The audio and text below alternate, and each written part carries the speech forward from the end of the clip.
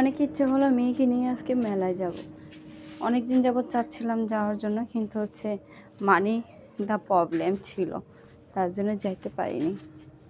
তো যাই হোক, আজকে যে কোনো সমস্যার জন্য প্রবলেমটা সলভ হয়ে গেছে, তার জন্য মেয়েকে না সবাইকে নিয়ে চলে গেলাম। আসলে কেনাকাটাটা বড় না, সবাই মিলে একসাথে ঘোরাঘুরি বা অনেকটা ব্যাপার। তো যাই হোক, রাত্রে হয়ে সন্ধ্যা পরে কিছু কাজ ছিল, তো কাজের পরে ওখানে গেলাম। তো যাওয়ার পর জানি না আপনারা সবাই কেমন আছেন, আশা করি সবাই ভালো আছেন এবং দোয়া করি সবাই ভালো থাকেন।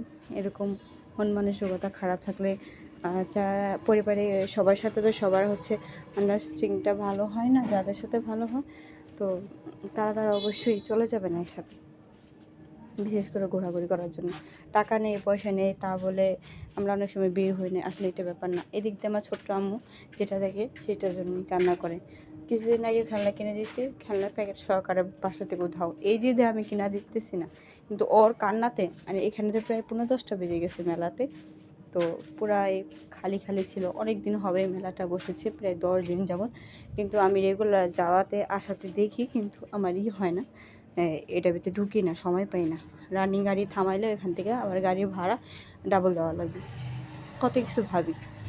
তো যাই হোক, আমার আম্মু একটা জিনিসের জন্য যে কান্না করতেছে, তো ওই দুটা লোক দেখে আরও ডাবল দাম বাড়াই দিছে। ওদের মন কি, একটু মন গলে না যে না, যেটা রেগুলার দাম সেটাই রাখি, 2 টাকা লাভ, আপনারও লস না হোক আমার না হোক। নিয়ে আরও দ্বিগুণ বাড়াই দিছে, 150 টাকা জিনিস 300 টাকা চাইছে। তো ওরে বুঝাইতে পারতেছে না, দুইটা দোকান এই খেলনা সেম। ওর কান্না দেখে সবাই তো কী ভাববে। এই খেলনাগুলো বাসায় অ্যাভেলেবেল আছে, তারপর কিছু করার নেই, কিনে দিল ওর আম্মু। কিনে দেওয়ার পর একটু শান্তি হয়েছে। তারপর ওই যেটা দেখতেছে, আম্মু চুড়ি লাগবে, ওটা লাগবে, সেটা লাগবে। আর আমার এখানে যে কসমেটিক অনেক কিছু ছিল না, কিন্তু আমি কিনতেছিলাম না। কিন্তু এবার ভাবলাম টাকা পয়সা অনেক কামাইতেছি, চাইতেছে, আসবে যাবে, এটা বড় কথা না।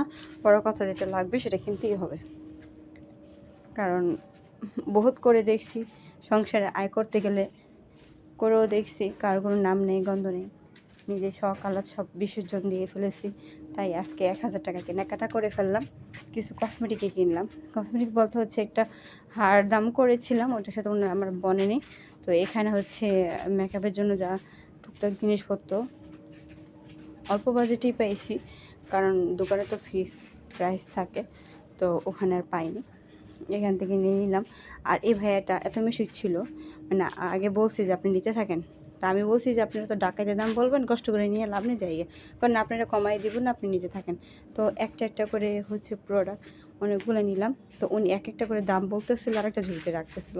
তো আমিও লিপস্টিক যে কালারটা চাইছিলাম সেরকম পাইনি, খুঁজতে আবার পেয়েও গেছি। তো যাই হোক, অনেকগুলো কসমেটিক নিয়ে ফেললাম। তো ওনার বাজেটের সাথে আমার বাজেটে বলেন, আর এই ভাইটা অনেক দুষ্টুমি করেছে, খুব মিশুক টাইপের একটা আর কি। অনেক মানুষ আছে না যে বেশি বা কম বললে আমরা কাস্টমার 1 টাকাও বলতে পারি, তো প্যান খেজে ঝাড়ি করে। তো উনি কিছুই করেনি, উনি সুন্দরভাবে কথাবার্তা বলছে, এমনকি সব কিছু দিয়েছে। তো ওনার সাথে মিশে আমার খুব ভালোই লাগলো। তো কেনাকাটা করার পরে বেজে গেল সেখানে 10:30। তো আজকে আবার এই যে একটা ডুলি কেনার কথা ছিল, ওখানে যাব। তো ওকে নিয়ে আমার বোনকে পাঠিয়ে দিয়ে আমি আবার ওকে নিয়ে গেলাম।